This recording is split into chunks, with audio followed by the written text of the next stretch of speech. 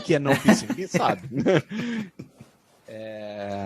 Não PC? Não PC, politically correct, né? Que é o PC de politically correto politicamente. Não PC para mim é Mac.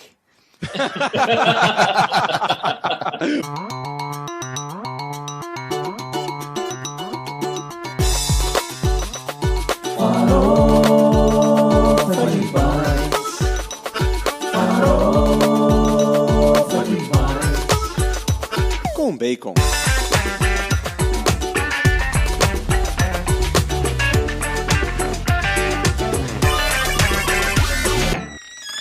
Bem-vindos ao Farofa de Bytes. Com bacon. Com bacon. Eu sou o Thiago Lucchini, estou aqui do meu lado com o meu co-host, Eric Galardo. E eu sou o Eric Galardo, estou aqui na Carolina do Norte com o nosso convidado hoje. Temos um convidado e deixo para o Thiago se apresentar. Thiago, muito bem-vindo ao podcast Farofa de Bytes com bacon. Enrola a língua, é um pouco trava-língua o nosso nome. Obrigado pelo convite. Thiago Lucchini, você quer apresentar o Thiago antes?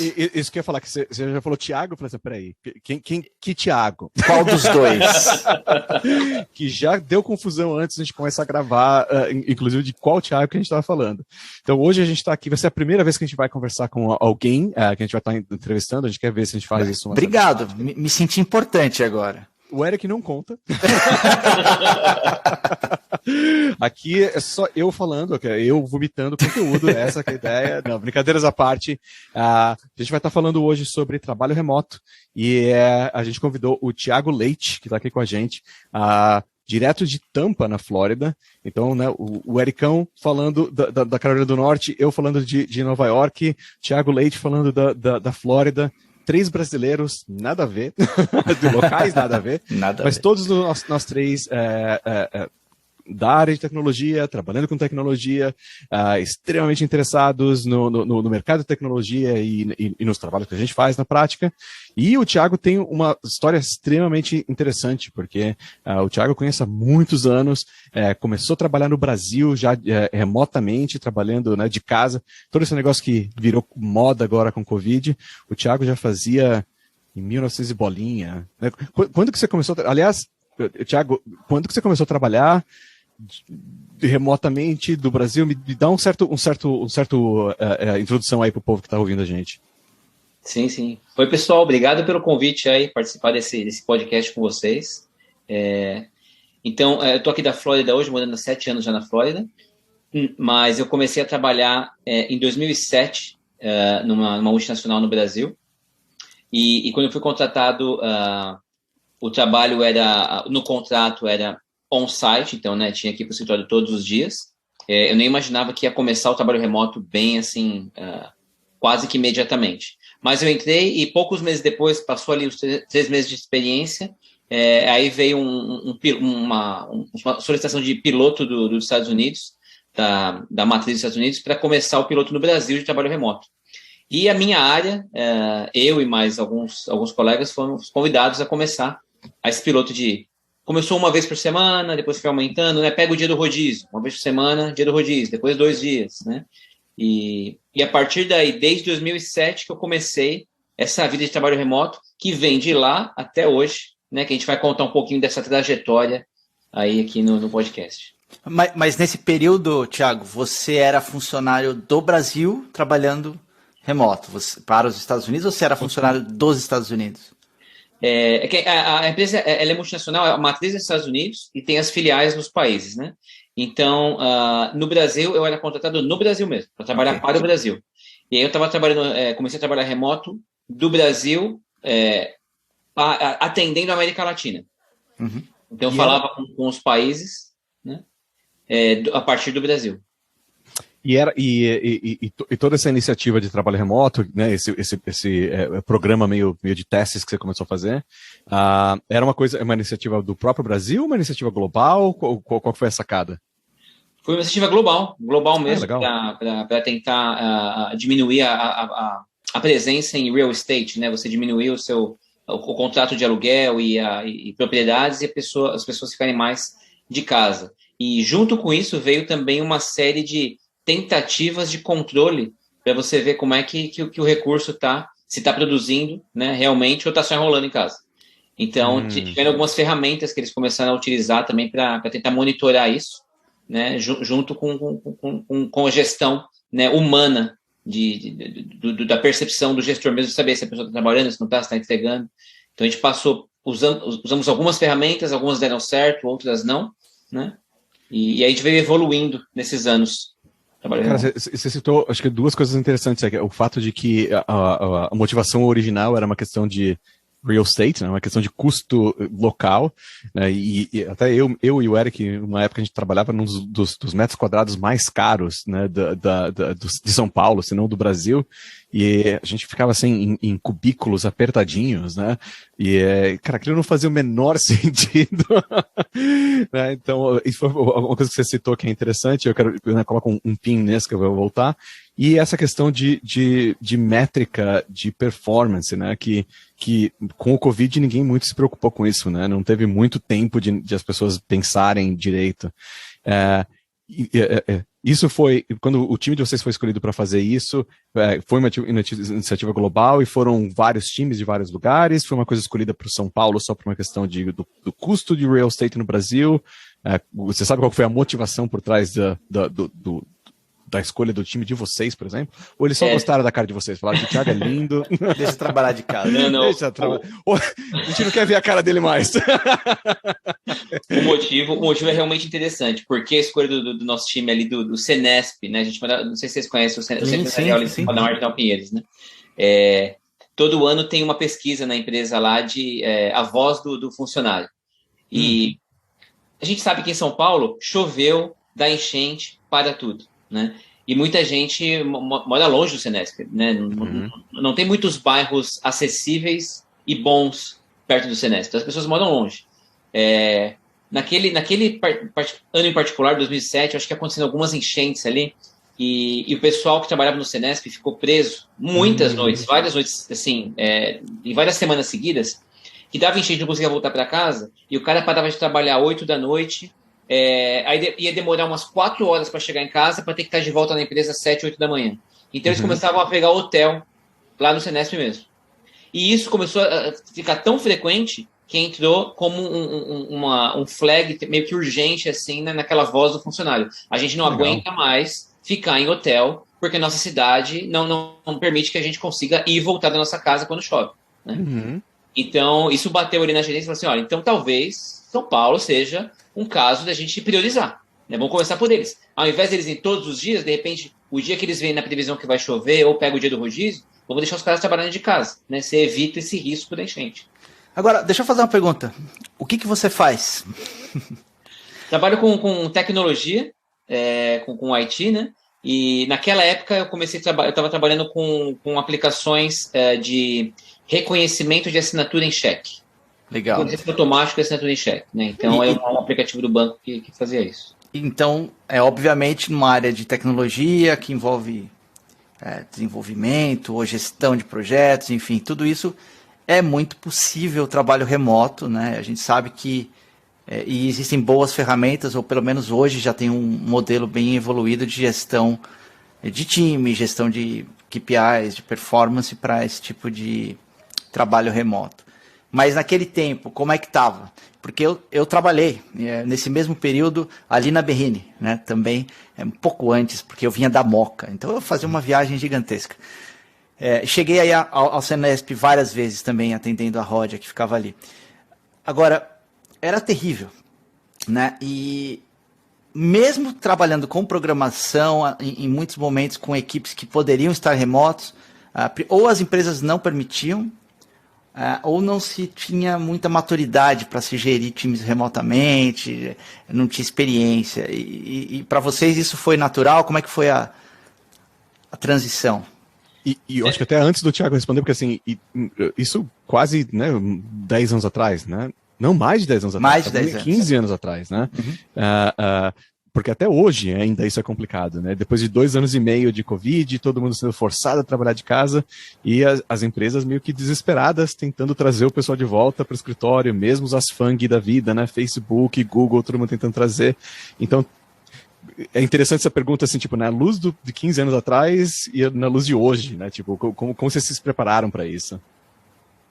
Eu acho que naquela época, naquela posição que eu tinha, tudo facilitou muito para o trabalho remoto, porque o meu time estava distribuído em algumas regiões. Então tinha eu e o meu chefe que estávamos ali em São Paulo. O desenvolvimento estava na Argentina e no Chile. E os nossos gestores estavam nos Estados Unidos. Né? A gente só tinha clientes internos, não tinha clientes externos do banco. Então a gente desenvolvia e entregava para que o banco todo pudesse usar. Então, na verdade, eu ia para o banco para ficar no telefone, né, Zoom ou o que tinha naquela época, Skype, não lembro direito, para falar no telefone com as pessoas. Então, eu trabalhava remoto do escritório já, né, se for pensar assim. Então, na verdade, não importava se eu estivesse no escritório na minha casa, eu ia estar no telefone com pessoas de outros países. Eu não interagia com gente ali do escritório. Eu interagia assim, no almoço, você conversa com pessoas de outro time sobre outras coisas. Mas se eu tivesse que me reunir para discutir coisa do meu trabalho, era por telefone, porque as pessoas não estavam ali presentes no escritório. E isso foi uma coisa, porque você falou que foi praticamente o pessoal do Senesp. Funcionou para os outros times também? Ou vocês foram meio que privilegiados que tinha esse setup?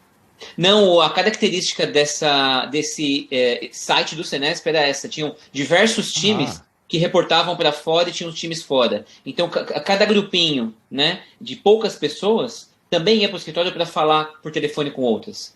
Então, foi se expandindo mais no Senesp por causa disso, para característica. Por exemplo, demorou mais para expandir para a mesma empresa, né, para o mesmo banco na Paulista. Porque a Paulista é mais uma área de negócio onde as pessoas se encontravam para se reunir fisicamente. Né? Essas áreas do prédio da Avenida Paulista, ele só foi mesmo ser remoto 100% por causa do Covid. Agora no Covid. Né? Então, assim, uma coisa que tecnologia, lá do Senesp, já há 15 anos já trabalha assim, né? O outro prédio foi agora no Covid que teve que se adequar rapidamente. Tá, pela natureza do trabalho, da equipe, né? Da estrutura da equipe. Então o próprio banco meio que decidiu caso a caso, né? Time a time, natureza de... Mesmo dentro de tecnologia? Ou era todo o time de tecnologia acabou sendo jogado para fora? Eles tiveram que começar com alguns, né? Mas rapidamente eles viram como a produtividade continuava e até era melhor, porque o cara não tinha que se deslocar ou pegar ônibus, trem, ou ter risco de enchente. Estava melhor e mais de casa, né? Então, para a tecnologia expandiu rapidamente, eles adotaram... eu comecei com um dia por semana em 2007, um ano depois já estava praticamente todos os dias, né? 100% remoto, até hoje. Então, expandiu para a tecnologia muito rápido. Legal. E fazendo um flashback agora, ou um flash forward, não sei como é que chama isso, vindo para o dia de hoje, agora nos Estados Unidos, pós-pandemia, né? Onde o trabalho remoto foi quase que uma obrigação para todo mundo, né? E para todo mundo que podia trabalhar remoto, né? Não são todas as profissões que podem trabalhar remoto, mas e com uma situação diferente de tecnologia, como celular, né? Pô, é muito mais fácil você fazer videochamada, as ferramentas já são mais integradas. O que você vê hoje trabalhando remotamente e comparando com o passado, e como você vê isso para o futuro? Eu trabalhei 8 anos no Brasil nessa empresa, e a gente tinha o básico de tecnologia, né? O laptop ali, um celular ainda que era da empresa, com alguns aplicativos, e funcionou, né? E depois eu fui transferido, depois de 8 anos, em 2015, fui transferido para Fort Lauderdale, e agora eu estou em Tampa. Né? Agora eu estou numa equipe que as pessoas estão aqui, boa parte está aqui fisicamente, mas a gente, né, continua trabalhando remoto, e a gente se encontra no escritório uma vez por semana, mais ou menos, para interagir. Mas, respondendo a sua pergunta sobre tecnologia, né, eu acho que as empresas, vendo que as equipes, né, principalmente de tecnologia, estavam trabalhando remoto e bem, elas vieram facilitando esses aplicativos e tornando esses aplicativos mais amigáveis com as nossas interfaces. Né? Então, se eu comparar com 2007, né, quase 15 anos depois, eu acho que hoje está bem mais fácil e bem mais estável e transparente trabalhar remoto. Né, os aplicativos que eu uso no celular, é muito mais prático eu pegar um chat que ele reflete imediatamente o que eu escrevo no computador ou no celular, tá ali. Né, o histórico, me mantém o histórico nos dois lugares simultaneamente. Né, a questão do e-mail, a questão da segurança, eu achei que essa tecnologia melhorou muito. encapsular o uso das coisas, principalmente de banco, que tem muita informação sensitiva, eles encapsularem os aplicativos para você não conseguir tirar uma foto ou salvar um anexo no seu celular ou no seu computador pessoal, né, deixar dentro do ambiente bancário, né, para evitar vazamento de informações de clientes e tal. Então, eu acho que evoluiu demais e eu vejo como uma tendência, né, principalmente depois do Covid, que a época pré-Covid, mais tecnologia fazia esse trabalho remoto. No Covid, praticamente todas as áreas possíveis foram transformadas em remoto. Todo mundo viu que deu certo, né? E agora, o pós-Covid, eu não vejo muito como voltar como era pré-Covid, porque tanto as pessoas se acostumaram com a produtividade e a vida mais em casa e com a família, né? E produzindo a mesma coisa, como as empresas, vindo que os funcionários funcionam também trabalhando remoto. Então, eu acho que é uma... Eu queria pegar aí um pouco nessa linha, porque lembrando a última vez que a gente se encontrou, e só para todo mundo saber, a última vez que a gente se encontrou ao vivo, eu estava comentando com o Thiago, né, que um dos meus problemas na minha empresa era que fazer provisionamento de laptops, computadores para celular, que seja, para as pessoas que trabalham na empresa, né? Então, eu já estou com algumas centenas de pessoas no escritório, todas trabalhando remota, e tem que ter todo um departamento para e manda notebook, e recebe notebook, e apaga notebook. Ah, não, tal pessoa quer PC, tal pessoa quer Mac, que é um saco, né? Eu tava comentando isso com ele, ele falou assim, lá no banco a gente já resolveu isso faz tempo. E aí você me mostrou como vocês fazem e eu fiquei realmente apaixonado pela solução técnica. Então, que também eu acho que era uma coisa que não existia 15 anos atrás, é uma coisa mais recente, né? Fala um pouquinho da solução, porque assim, é bem legal para quem está ouvindo e eu tenho certeza que muita empresa e muita gente aí fora não conhece. Essa solução foi parte do piloto que a gente fez, mas assim, foi mais do meio para o final, assim, quando eu estava quase vindo para os Estados Unidos, a gente estava começando a testar essas máquinas, né? Mas no início, cada pessoa tinha o computador no banco, então você tinha que, né, ir até a empresa, sentar lá na sua mesa e logar no seu computador, né? Com o começo desse piloto, eles começaram a dar laptops físicos para a gente levar para casa. Uhum. E aí, mas junto com o laptop físico levar para casa, começou também a pessoa misturar as coisas, né? Então, funcionário, às vezes, que tinha um computador meio ruinzinho em casa, já que o do banco é melhor, deixa eu usar o do banco aqui. Eu começava a baixar coisa e filme, né? Às vezes coisa que não deve, e coisa pessoal, e misturava com arquivos de cliente. Então, como que o banco conseguiu resolver isso, né? Com a criação de um cloud interno no banco, né? Então, criaram-se servidores gigantescos no banco, e dentro desses servidores gigantescos, máquinas virtuais para os funcionários, onde de qualquer outra máquina, pessoal ou do banco, a pessoa se loga na mesma máquina dela virtual do banco. Né? Interessante. Então, eu acho que, principalmente agora na pandemia, duas áreas que acho que avançaram drasticamente nessa questão foi a área de CTI, né, a parte de infraestrutura das companhias, e a parte de RH, né? Porque hoje, durante a pandemia mesmo, né, se a gente vai fazer o onboard de um recurso, que o Thiago falou que custava sair atrás de cada coisa que o recurso precisava para começar, hoje, pelo menos na nossa companhia, é tudo remoto e muito rápido, né? A pessoa foi contratada, aprovada no sistema, você clica e seleciona o que ela vai precisar. Telefone virtual, uma conta no Zoom, uma máquina virtual, né, um aplicativo token no celular dela para ela gerar o código de segurança do banco para acessar a máquina dela.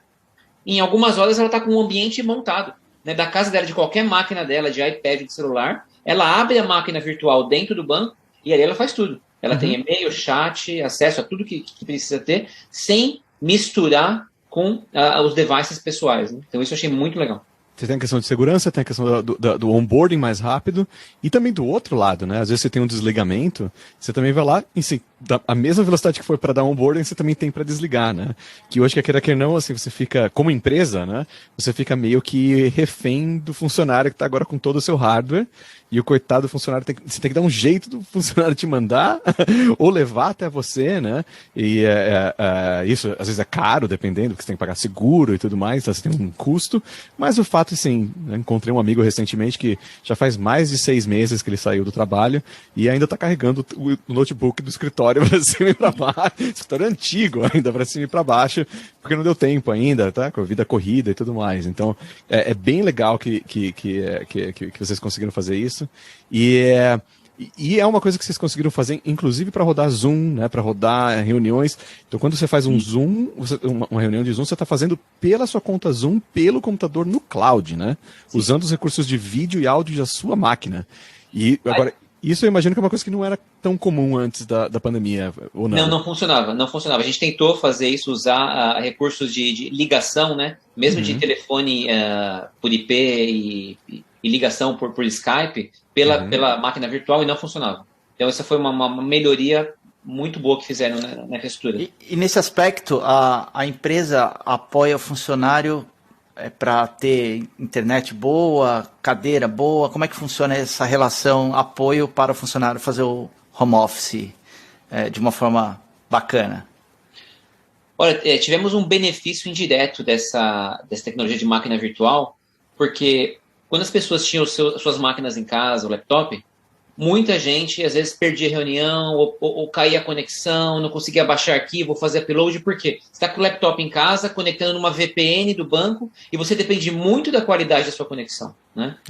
Usando essa máquina virtual, zerou a reclamação de conexão, porque você precisa de uma conexão mínima só para visualizar a sua tela dentro do banco. Então, toda a carga de arquivo, de baixar e-mail, de chamado, o pesado está dentro da rede interna, da VPN, né? Você só visualiza a tela e clica ali dentro, né? Tem um delayzinho de alguns milissegundos que o Thiago percebeu na minha tela. Que eu falei, não, cara, duvido. Eu falei, tem que ter delay, não é possível, tem que ter, cara. Mas acho que é possível se conviver com isso, né? É engraçado que o Thiago, ele não tinha visto o delay. Eu falei assim, não, tem um pouquinho. Tô sentindo aqui, é 0,50, mas tem 50 ou mais. Eu não acreditei, eu coloquei as duas telas abertas e realmente, principalmente o clicar e arrastar, né? Quando você clica e arrasta, você percebe, né, um pouquinho de delay e tal. No dia a dia, se você, né, eu me acostumei, claro. E os benefícios que me dá ter essa máquina virtual, estar sempre online, mesmo que caia minha conexão, eu estou online ali, eu continuo numa reunião, né, continuo ouvindo, e rapidamente se restabelece, é quase que imperceptível, mas tem uma diferençazinha assim. Teve algum time, desculpa, Érica, mas só que porque eu achei fantástico, teve algum time em toda essa transição e tudo mais que falou assim, legal, a gente quer continuar trabalhando remoto, mas não dá, cara. Esse esquema de máquina virtual não funciona pra gente. E era assim, uma reclamação real mesmo ou não? Como Olha, foi? Tivemos, conheço alguns times que tiveram resistência ao trabalho remoto, mas nenhum foi motivo de tecnologia. Todos os motivos foram puramente de gestão. O gestor tem um modelo antigo ou uma cabeça voltada para si. Eu não olho para o meu funcionário sentado na cadeira do meu lado, eu não tenho segurança que ele está trabalhando.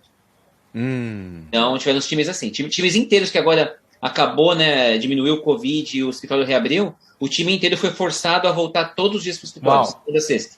Né? E não, o cara continua produzindo a mesma coisa do escritório em casa, mas o gestor quer que esteja lá. Aí isso gerou um outro problema, turnover. Muita gente sai do banco, porque hoje você tem muita vaga remota, pagando melhor ou mais do que a companhia principalmente aqui nos Estados Unidos, né? Muita oferta de trabalho. Então o cara não vai querer voltar, já se acostumou a trabalhar em casa e continua entregando. A performance é a mesma. Qual é o motivo profissional que eu preciso ter aqui para o escritório agora? Muita gente vendeu o segundo carro, está com um carro só. Né? Muita gente fez uma outra logística de família com as crianças, ou mudou para uma cidade mais barata, mais longe. Né? Esse é o ponto, né? A logística da família agora já tem uma outra dinâmica, porque a gente não está falando de 6 meses, cara, já tem 2 anos para mais aí que o pessoal praticamente se adaptou. Então, é isso. Eu, por exemplo, levo meus filhos de manhã para a escola, e dá tempo de eu voltar e fazer o que tiver que fazer. Isso não afeta nada. Agora, se eu tivesse que ir para o escritório e tivesse que bater o cartão ali, né, no horário, já ia atrapalhar essa dinâmica. E isso tudo é uma coisa que as pessoas agora parece que não estão mais querendo perder. Eu percebi isso quando rodaram uma planilha agora, recentemente, lá na empresa, falando o seguinte, ó, coloquem aí os 3 dias que vocês querem vir da semana. Aí todo mundo assim, nunca. Nunca. Aí, né, eu falei, bom, eu até gosto de ir para o escritório para encontrar as pessoas, mas eu também tenho muito trabalho remoto e às vezes eu vou para o escritório e fico falando no computador, né, que é uma loucura, mas enfim, até acho que faz algum sentido ir um dia por semana, mais do que isso já não faz, né? Mas aí tem um outro problema, porque o dia que eu vou, as pessoas que eu gostaria de falar não foram. Então não tem. Para combinar um dia comum que todo mundo vá do mesmo time, no mesmo difícil. Horário, é difícil. Não, fora um pouco assim, até sexta-feira eu fui no escritório e foi até um pouco traumatizante, na verdade, né? Fui eu e um funcionário novo lá do escritório, e simplesmente porque a gente estava no mesmo agenda de voos e tudo mais, então a gente ia calhar de estar 5 horas em Nova York, né? Então a gente foi os dois para o escritório. A gente já teve um pequeno problema operacional, porque nem eu nem ele tínhamos chave do escritório. E parece que a gente começou a perguntar, ninguém ia estar no escritório. Então a gente pegou uma chave, fomos, abrimos o escritório, e aquele escritório abandonado, aquela camada de poeira. É horroroso, é horroroso. Eu fiz o onboarding, Thiago. Né? Eu cheguei na empresa nova, aqui no escritório, né? E aí andares e andares vazios. E aí o cara ia andando comigo e falando, aqui fica a área financeira, aqui fica o head de finanças, um casaco assim pendurado, né? Uma flor murcha. Só faltava um esqueleto lá dentro, né? Mas tinha flores murchas, mortas, doces, abandonados, uma coisa horrosa. Aquele assim. fungo, né? Cara, isso... E assim, já tinha acabado a pandemia, que as pessoas simplesmente não voltaram ainda, né? E não sei se vai voltar, né? Agora uma pergunta que você falou dessa questão da forçar a volta, muitas vezes do gestor, e essa dúvida, né, a pessoa está entregando ou não. Mas você também disse que tinha no começo, e não sei se ainda tem, uma forma de ferramentas para controlar a produtividade remotamente. Explica um pouco isso, como que funcionou, porque é um negócio que eu também não tenho experiência nenhuma. Eu automaticamente confio que as pessoas vão fazer o que elas devem fazer, mas tem gente que tem medo, né? A ferramenta que o meu time teve acesso, foram algumas ferramentas diferentes, testadas em times diferentes, né? Tem uma que eu sei qual é. Excel. Tem que você falar Jira. Jira é pior ainda. Não, Excel é o controle básico de horas. Nossa senhora. Não, aqui a gente utilizou por um tempo, mas assim, hoje a gente não utiliza nenhuma, tá? Não tem uma ferramenta de controle. A ferramenta puramente é a entrega, né? Tá. Mas por alguns anos foi utilizada uma ferramenta que, assim, era D alguma coisa, DMP, DMV, alguma coisa assim, que era um agente que era instalado automaticamente na sua máquina. Você não tinha o poder de desinstalar ou de parar ele. O que ele fazia? Ele monitorava a atividade de aplicativo no seu computador. O que você tinha aberto e qual era a quantidade de tempo que você movimentava o mouse na sua tela. Então ele mapeava se está com o Outlook aberto ou minimizado, se você está com alguma chamada ativa no seu computador, alguma planilha aberta, se está movimentando a planilha, né, chat. Que interessante. Mas e isso rodando na máquina que está no cloud, né? Na sua máquina virtual no cloud. Ou isso. Não, ou ele rodar, porque o agente está instalado na máquina virtual, não na sua máquina local, né? Isso. Tá bom, tudo bem. Inclusive eles detectariam isso. Naquela época eles instalavam nas duas, depende de qual você tinha. Se você tivesse a física, também era na física. Porque não era todo mundo que tinha cloud naquela época. Tá. É que eu tô pensando, se você está rodando uma máquina pessoal, na máquina pessoal, não só é intrusivo, né, se investir. É intrusivo, exato. Mas fica aquela coisa, né, se você abrir um Google Docs, né, só para trabalhar rapidinho no negócio pessoal, né, eles saberiam também porque você saiu da máquina virtual, você perdeu o foco da máquina virtual. Não, era só em máquina do banco. Então, ou máquina física, laptop físico da companhia, ou máquina virtual dentro do banco, que esse agente estava instalado. Eu acho que hoje em dia nem seria mais aceito esse tipo de coisa. É meio intrusivo, né? É meio antiético, talvez. Hoje. Mas saiu de linha, não pegou, porque muita gente às vezes tinha máquina virtual, só que como a conexão também não era lá essas coisas no Brasil, o pessoal usava do celular. Aí o cara falava, eu fiquei 2 horas em reunião e ficou parada a minha máquina, né? Então, era bem incoerente, né? A gente, quando trabalhava em desenvolvimento, tinha um cara que ele fazia um script que ficava maximizava as janelas e fechava e ficava tipo emulando que debugava, dava uns dir /al, algumas coisas assim, com várias coisas, e a tela ficava pulando um monte de janela e ele ficava ali. Ele dormia e a tela fazendo um monte de coisa. Mas ali, isso cara. já era nesse setup virtual? Era alguém também monitorando isso? Não, isso era no escritório real. Ou seja, ele fez um script para um boss key, né? Na verdade, você apertar uma tela para o botão para dormir. Você sabe a empresa. Eu até sei. Você só não sabe a pessoa. Mas... Exatamente. Não, depois, quando a gente não tiver gravando, eu pergunto quem é. Agora, não, eu conheço hoje, é mais uma questão de comunicação, né? Tem muita gente que pega, principalmente, né, aplicativos de chat, né? Que é aquela coisa, o chat virou o novo e-mail, né? O chat é agora onde você espera que a pessoa responda meio que relativamente rápido, né? Principalmente se ela estiver online, né? Ou você fica vendo assim, tipo, peraí, 10 da manhã e o cara não apareceu online ainda, né? Que esquisito, né? Tipo, tá trabalhando? O Slack vai ligar automático, entendeu? Vai sair. E eu conheço alguns casos de pessoas que fizeram script para manter o Slack ativo, para mesmo que a pessoa estiver dormindo do outro lado em casa ou fazendo alguma outra coisa, o Slack está ativo. Que é um pouco disso também. Mas o pessoal, pelo menos no banco, percebeu que a produtividade em performance, no sentido de entrega, funcionou e acabaram tirando isso. Demorou muito para fazerem isso ou não? Demorou, esse aplicativo ficou rodando nos computadores com uns 3 ou 4 anos. Foi bastante. Tá bom. Bastante em retrospectiva, né? Mas se a gente pensar que a gente está em 2 anos e meio de pandemia, parece pouco tempo. Parece pouco.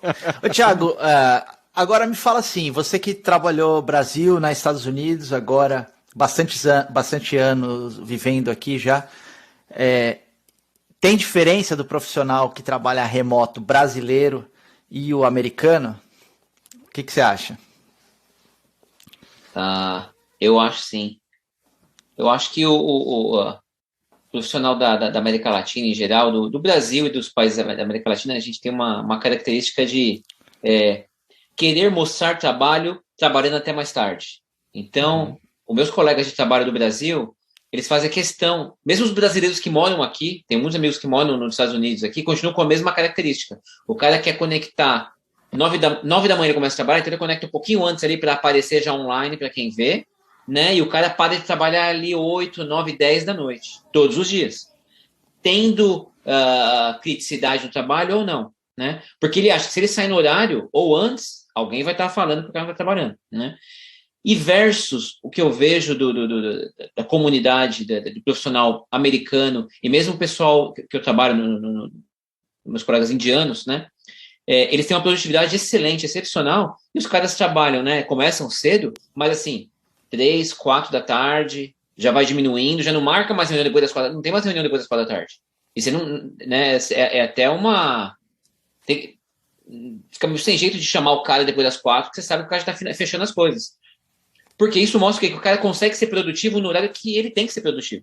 E ele continua entregando, mesmo que ele, não importa o horário que ele faça, ele continua entregando a mesma coisa, né? Se ele ficou até mais tarde, na verdade, quem fica até mais tarde muitos dias seguidos é visto como um cara não eficiente. O cara precisa trabalhar mais horas para entregar a mesma coisa que todos os outros estão entregando até 4 da tarde. Isso é interessante, né? E tem outra coisa que eu vejo aqui também nos Estados Unidos, é que as coisas da vida pessoal não tem problema. Eu lembro que era um problema você falar que precisava ir no médico, precisava fazer alguma coisa, resolver, né? Na América Latina, em geral, a gente tem esse medo. Os caras mentiam, inventavam histórias.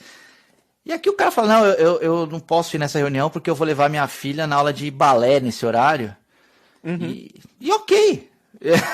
Eu acho que eles só devem mentir quando vai procurar emprego, né? Não, vou perder essa reunião que eu tô fazendo entrevista no concorrente. Agora, mas eu quero pegar e perguntar, porque você tem uma experiência legal, Thiago, com uma empresa global, que inclusive o headquarter é aqui em Nova York, né? Sim. Você nota uma diferença dentro dos Estados Unidos também, ou não? nesse mesmo sentido de trabalhar cedo. Lá vai o Thiago falar que eu sou sulista, que lá no norte as coisas são mais... Não, é para dar um pouco de contexto, é que tanto você, Eric, quanto você, Thiago, vocês dois estão mais para o sul, onde é um pouco mais relaxado, ou a costa oeste também, que é também um pouco mais relaxada, e eu tenho um pouco de impressão que, principalmente na área bancária, na área de entretenimento, na área de entretenimento, digo, mais de mídia, né, e tudo mais, que é forte em Nova York, que me lembra muito o Brasil nesse sentido. O pessoal às vezes não começa muito cedo, não tem muito na hora de começar, mas terminar antes das 8 da noite é bem raro. Pelo menos acho que talvez eu tive essa má experiência em algumas situações que eu tive. Não sei se no banco é assim ou se vocês têm uma cultura legal. Não, a cultura é meio que assim, geral nos Estados Unidos. Mesmo o pessoal de Nova York, é claro, nós temos exceções. Tem vezes que você tem um problema, ou semana de muito trabalho, você vai ficar até 6, 8 horas da noite. Uhum. Mas, no geral, no dia a dia, se você não tem nada crítico, né, você vai manter a sua vida saudável, fazer um bom balanço do trabalho e da vida familiar. Então, isso é respeitado no banco. Deixa eu anotar aqui, tipo, mandar currículo para o banco. Não, brincadeiras à parte. Eu sei que em alguns ambientes de Nova York, e trabalhei, hoje eu não faço mais isso, né, aqui em Nova York, mas não senti tanto essa diferença quando eu me mudei para os Estados Unidos em relação ao Brasil. Eu, na verdade, senti diferença porque eu vim da Finlândia antes, onde a Finlândia, na verdade, principalmente no verão, na hora que dava 2 da tarde, se tinha sol, não tinha ninguém, cara, ninguém no escritório, queria todo mundo tomar sol do lado de fora, porque, né, ficou calor. E eu quero mudar um pouquinho o ritmo. Eu sei que a gente ainda vai continuar falando de trabalho remoto, mas uma das coisas que eu admiro no seu perfil, Thiago, é um pouco da sua jornada de ter começado remoto no Brasil, de conseguir transferência para cá, e meio que os hacks e o seu trabalho para conseguir vir para cá. Você fez bastante intencional, né, essa sua jornada. Então conta para nós um pouquinho como que foi, como que você conseguiu vir para os Estados Unidos? Como que você conseguiu chegar em Fort Lauderdale, em sunny Fort Lauderdale? Eu queria muito vir para os Estados Unidos, morar aqui, né? Então, eu comecei a namorar cedo com a minha esposa, a gente está junto há 25 anos, e a gente sempre vinha, desde quando a gente era, né, namorado e sem filho, a gente ia muito para os Estados Unidos. A gente adorava a cultura daqui, via, quero morar aqui, era o sonho aqui. E aí, quando eu comecei a trabalhar nessa empresa multinacional, isso foi se aproximando. Né? E eu já comecei em 2007, quando eu comecei, o chefe da nossa área já morava em Fort Lauderdale, né? E um brasileiro. Então, eu sempre fui muito próximo dele, ele sempre gostou muito do meu trabalho, e eu vinha todo ano que tinha aquela revisão do funcionário e tal, e a conversa com o diretor da área, eu falava, cara, eu quero mudar para aí, eu quero ir para aí. Ele falou, eu sei que você quer, mas eu ainda não tenho como trazer, né? Metade do meu time, mais da metade, todo mundo quer vir para cá. O pessoal quer ir nos Estados Unidos. Eles querem uma transferência, já vem com emprego, com salário bom e morar aqui, né? Uhum. E os Estados Unidos já tinham trabalho remoto desde aquela época. Então eles sabiam que era vir para os Estados Unidos, você escolhe onde você quer morar, vai trabalhar de casa, ganhar em dólar, né? Todo mundo quer isso. Então eu tive que pensar em alguma coisa diferente. Eu tinha muito contato aqui nos Estados Unidos, mas era tudo por telefone, né? Trabalhava muito remoto, tudo por telefone. Só quando eu vinha para cá que eu conseguia encontrar com as pessoas. E eu via que cada vez que eu vinha de viagem, mesmo que de turista, tinha um efeito bem positivo de você, né, sentar na mesa e falar com alguém e tal, e se apresentar pessoalmente. Então, o que eu fiz? Eu comprei um curso de 6 meses aqui nos Estados Unidos para eu estudar liderança. Então, eu peguei uma universidade aqui, até no sul da Flórida, eu vi qual é o curso que tem menos horas, que vai requerer menos participação na sala de aula. E que seja mais perto do escritório possível. Exatamente, é do lado. Era só de quinta-feira, das 6 às 8 da noite, o curso. Tinha que ficar 6 meses aqui. Aí eu consegui aprovação com recursos humanos, com o meu chefe. Eu preciso ficar lá 6 meses para estudar, né? E aí eu vim para cá, foi em 2014 que eu fiz isso, né? Eu e minha esposa viemos para cá, morar 6 meses para eu estudar. Uns meses que antecederam a minha viagem, eu já comecei a aplicar em posição aqui, para conseguir marcar do próprio café da manhã, entrevista, almoço, jantar. Então, assim, foram... nem cheguei a ficar 6 meses, eu fiquei 5 e voltei. Tive um problema familiar e tal, tive que voltar, mas deu 5 meses. Mas foi bem intenso de entrevista, de conexão e networking, né? E no final da minha estadia aqui, eu tinha algumas propostas de emprego aqui. Por eu ter ficado aqui muito tempo e ter encontrado com muita gente repetidamente todos os dias, né? E tá sempre expondo a minha vontade de morar aqui para essas pessoas da empresa. E aí eu voltei para o Brasil com essa oferta na mão. né? Então, aí meu chefe me ligou depois que eu estava no Brasil, depois de algumas semanas. E aí, como é que foi a viagem? Então, eu falei, foi legal, tal. Eu tenho uma oferta para trabalhar nos Estados Unidos agora, né? Fui para ele, então você conseguiu o que você queria? Ele me falou, né? Eu falei, consegui. Tá aqui, então eu quero pedir demissão da minha vaga, da minha área, e vou partir para esse daí. Ele falou, não, mas agora você me deu um motivo para te trazer. Né? Uhum. Eu não tinha um motivo antes, agora você é o único da minha área que tem uma oferta na mão para os Estados Unidos, né? Então eu tenho como brigar lá na gerência da RH, falar assim, para não perder o Thiago, eu tenho que trazer ele para os Estados Unidos. Aí ele assim, aumentou o seu preço, né? Automaticamente você falou assim, pô, tá todo mundo querendo. É o bid ali, né? É o bid. E, não, eu gosto muito dessa história porque, assim, cara, é uma história de batalhar, entendeu? Você foi lá, procurou a faculdade, entrou, é uma grana que você tem que investir, cara, mudar a família, né, pra ficar fora do Brasil. E enquanto você tá estudando, pelo menos, cara, por mais que seja uma carga horária pequena, mas, cara, você tem que ir, tem que ter compromisso, lá, né? Tem que fazer, não sei o quê. E, ao mesmo tempo, você estava trabalhando ainda, né, mesmo que remoto, pro Brasil, né, pra Latinoamérica, a partir do Brasil, mesmo estando nos Estados Unidos, e ainda encontrando a galera lá, fazendo entrevista, batalhador, entendeu? Quantos dias eu trabalhei do carro aqui, né? Porque eu viajava para Jacksonville, Miami, Atlanta, eu fui fazer muitas entrevistas. Onde aparecia, eu estava indo. Tomar café e almoçar com o pessoal. Então eu trabalhei muito do carro. Agora, uma coisa que é interessante dessa sua história, né, e só pensando nisso agora, né? É meio contra-intuitiva. Existe isso, counterintuitive, né? Porque assim, uma coisa que você não espera. No mundo remoto, onde todo mundo se encontra remoto, tipo, a sua chave, né, para conseguir fazer um pulo foi tomar café cara a cara e viajar e encontrar com as pessoas, né? Tem um pouco de uma idiosincrasia aí, na verdade, né? O que você acha disso? Eu acho que esse é um bom ponto. Eu acho que para você tomar uma decisão e mudar alguma coisa, numa contratação, um esforço extra para você enxergar o valor positivo ou negativo de alguma coisa, eu acho que o cara a cara faz diferença, sabe? Uhum. O in-person, né? Depois que você já tomou a decisão, já contratou, a pessoa está treinada, o dia a dia dá para ser levado remotamente, que é o nosso trabalho, né?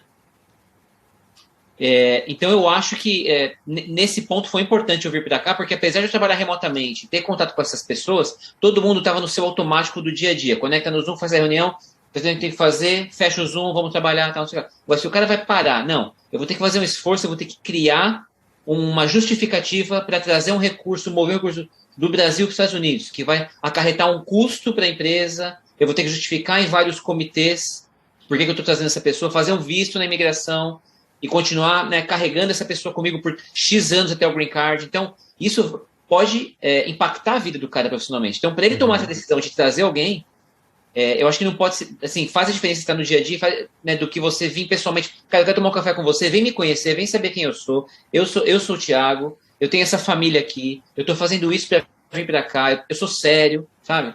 Então, eu acho que essa sentada de conversa, de proximidade, que nós, da América Latina, temos, assim, uma maior facilidade que os americanos, eu acho que faz a diferença, né? Você sentar e chamar o cara, olho no olho e falar o que você precisa naquele momento. E agora eu tenho uma pergunta que eu quero saber a sua resposta e até um pouco da resposta do Eric para contrastar dentro de empresas, né? Porque esse valor do cara a cara, né? Esse valor não só numa questão de resolver uma coisa tão pessoal assim, mas, né, então, por exemplo, tem algumas decisões de empresa que é muito mais fácil você estar cara a cara, né? Então, por exemplo, essa semana mesmo eu tive reunião de liderança, a gente trouxe a liderança do mundo todo, colocou numa sala, e a gente tem tentado fazer isso a cada 2 meses, porque assim, enquanto está na sala, a gente conversa muito mais, a gente tem aquela oportunidade de jantar à noite, fazer um certo team building e tudo mais, até mesmo conhecer um dos nossos centros de operações, né, porque a gente vai até o centro de operação, e eu sei que muitas empresas estão tentando fazer alguma coisa, não necessariamente misto, não necessariamente essa coisa, trabalha 4 dias por semana e vem 1 dia por semana para o escritório, mas tendo uma estrutura física, né, talvez reduzida, né, não é um real estate, né, tem um escritório para todo mundo. 10 mil funcionários. Para 10 mil funcionários, não, você tem um escritório ali para 1.000, talvez, né? E fazendo algum esquema de hotel, né? O pessoal hoje fala de hoteling, e talvez tenha alguns operacionais que mudem. Então, estou curioso para saber, assim, no seu caso, até porque você tem um escritório em Tampa e falou que de vez em quando vai para o escritório, como que tem sido a organização física e operacional para encontrar a galera no escritório? É exatamente assim, hoteling. Então, a gente tem o andar todo para nossa área, várias mesas com cadeiras com hoteling flex, né? Eles chamam de flex seat.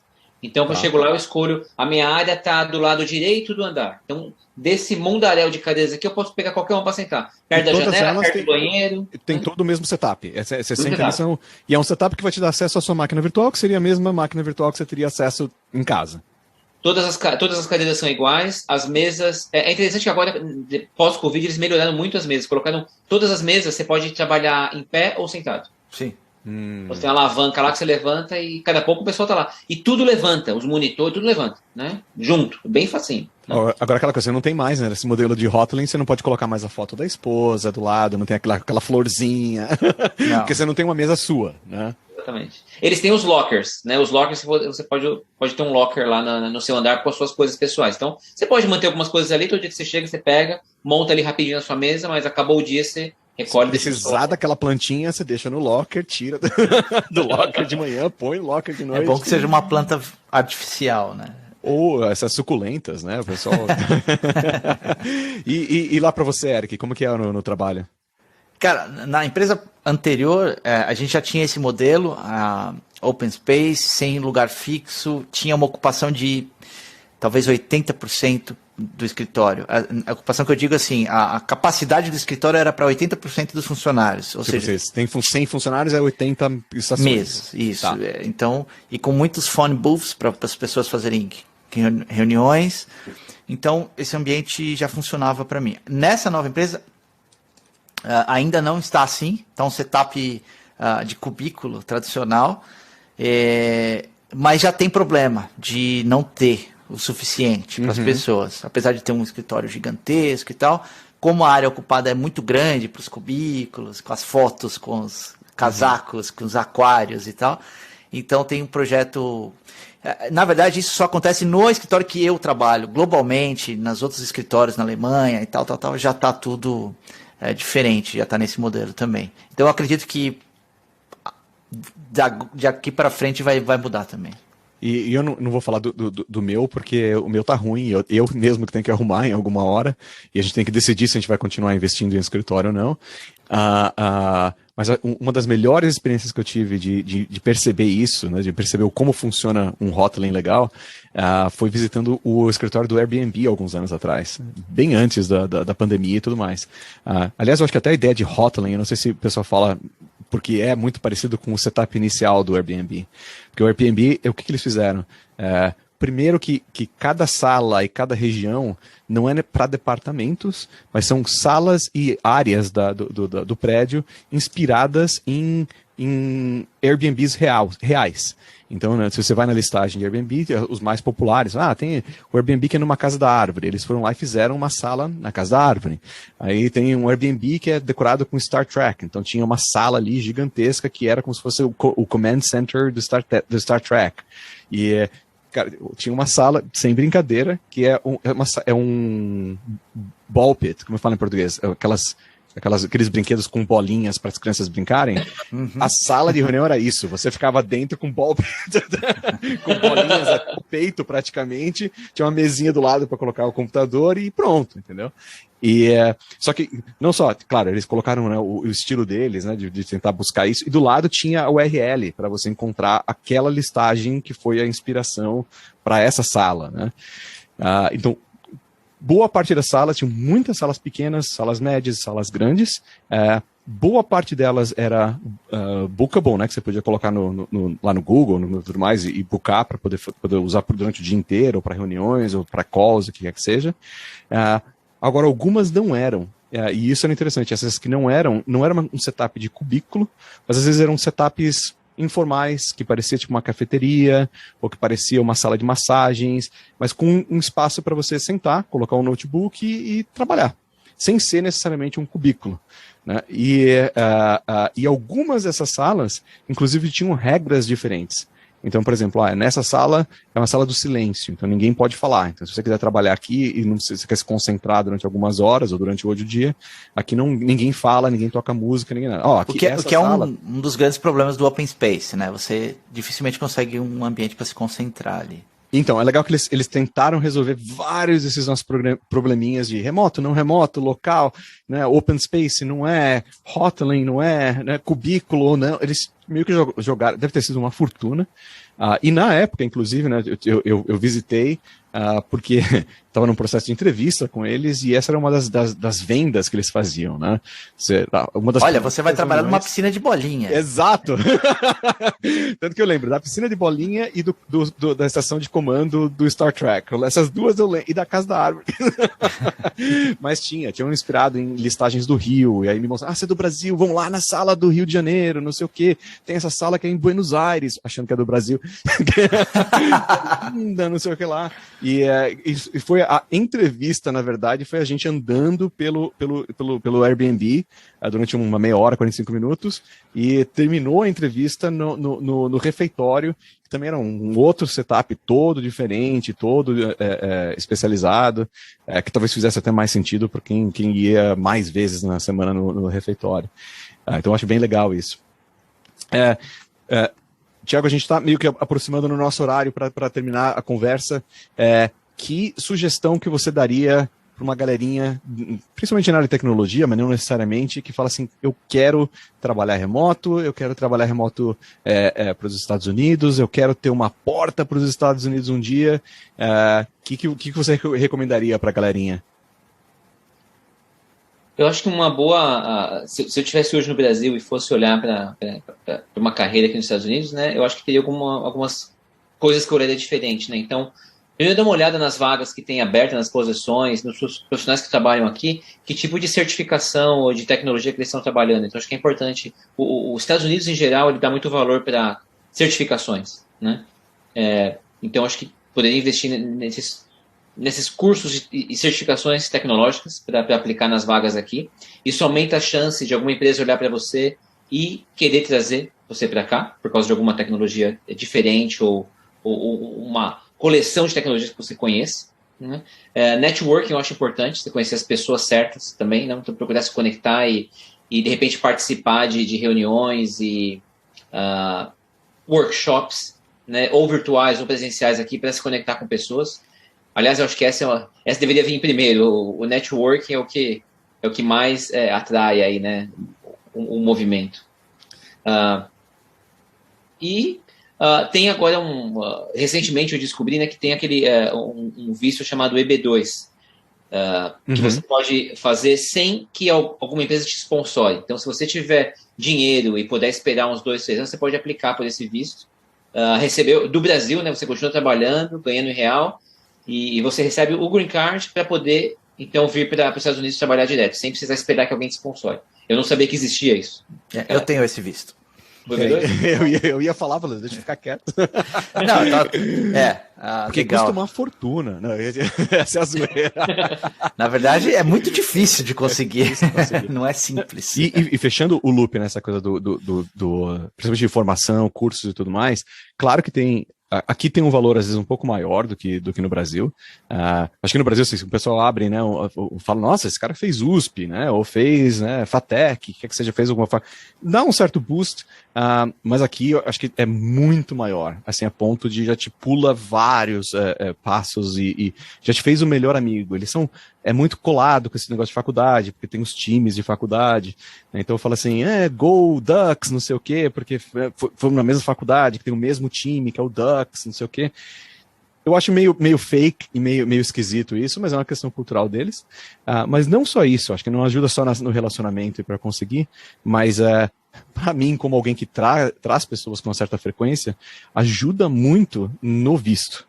Porque aí eu consigo justificar em qualquer um dos vistos intermediários, seja no L1, no L2, no O1, no EB1 depois, né, que é o Green Card, né, que é a evolução do O1, todos esses eu consigo falar assim, olha, esse é um cara especial, porque ele tem isso. E é difícil eu contratar alguém aqui que tenha isso.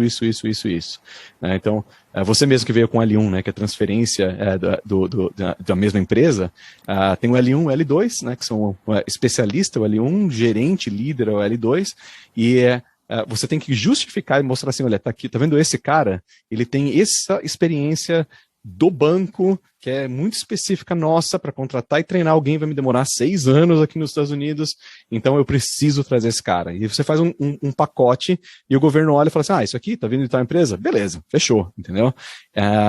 Tanto a ponto de, em alguns desses casos, você tem que mandar até cópias de e-mails que a pessoa tá mandando, né, ou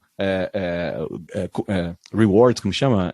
Awards que as pessoas ganharam, não, olha, esse cara ganhou tal prêmio, não sei o quê, ou escreveu para tal livro, ou para tal revista, e tudo isso vai aumentando o seu perfil, né? E eu acho que fecha esse loop do que como eu aprecio a sua história de, cara, batalhar e correr atrás, entender as oportunidades, porque não é fácil, né? Não é fácil. Muito legal, Thiago. Obrigado pela sua participação aqui no Farofa de Bytes com Bacon. Vamos ter que marcar um próximo papo para a gente falar um pouco sobre as diferenças dos ambientes de tecnologia, entrar um pouco mais a fundo, né, sobre composição de times, que é uma coisa legal. Eu gosto muito da área de banking porque eu não conheço nada, então eu aprendo bastante entendendo ambientes regulados, né, extremamente regulados. Eu trabalhei na indústria farmacêutica e entendo um pouco como que é esses limitantes. A gente vê o Thiago falando de trabalhar numa startup, né, onde tem uma liberdade de tecnologia, abundância de escolhas, e no ambiente controlado é totalmente diferente. Então a gente queria debater isso com você numa futura oportunidade. Mas muito obrigado, desde já foi muito legal conhecer, parabéns pela história aí, e se alguém quiser te seguir nas redes sociais, tem algum canal, alguma coisa que você queira compartilhar, aproveita, nós temos milhares de seguidores que vão te seguir depois disso. Que legal. Pô, obrigado pelo convite. Primeiro, foi muito bacana ter esse bate-papo com vocês aqui, participar do podcast. Parabéns pelo podcast, pelo modelo. Eu acho que eu aprendi muito também nessa conversa, porque a gente vai trocando informação online, né? Então, a gente vai aprendendo um com o outro e foi muito legal mesmo. Me convidem que eu tenho o maior prazer em participar. E vamos convidar mesmo, porque assim, eu estava ansioso para a gente chegar no ponto, né, que o Thiago, ele durante a pandemia, ele trabalhou da estrada, ele comprou um RV, saiu com a família para cruzar os Estados Unidos. Nem chegamos aí. A gente nem chegou aí, vai ter que ter, deixando isso só como um teaser, né, para a próxima conversa. Essa foi interessante. Essa é uma história, você vai ter que fazer até um slide mostrando as fotos, né, que funciona muito bem para podcast, inclusive. Respondendo a sua pergunta, Eric, também só para fechar, para quem quiser me seguir, eu estou no LinkedIn, como Thiago Leite, Thiago com TH, escreve um pouquinho diferente do Thiago Lucchini, Thiago com TH Leite, e só me chamar no LinkedIn. E Ericão, como que o pessoal te encontra? LinkedIn é o meu principal canal, Eric com C, Galardo com 2 L's, ou no Twitter, Eric_Galardo. E você, Thiago? Não me procure no LinkedIn, porque até eu aceitar as pessoas demoram 6 meses, mais ou menos. Não, para mim é Twitter, Thiago, sem H, Lucchini com CH. Eu tuito em inglês, então também é uma outra coisa. Eu tento ser exclusivamente em inglês, né, nesse Twitter. Não sou muito frequente, mas vale a pena se alguém quiser aprender um pouco. E é isso aí, Farofa de Bytes está nas principais plataformas de podcast e YouTube também. Você pode curtir, compartilhar, nos ajudar. Se você quiser patrocinar o nosso podcast, entre em contato pelas mídias. Nosso site já está pronto, não publicamos ainda, porque não temos tempo, mas nós vamos divulgá-lo no próximo episódio, e os recortes estão indo para o YouTube durante a semana. Você quase que todo dia encontra um recorte do nosso podcast lá. Obrigado, Thiago Leite, mais uma vez pela participação, e é isso. Tchau. Valeu, Thiacão. Valeu, Ericão. Abraço.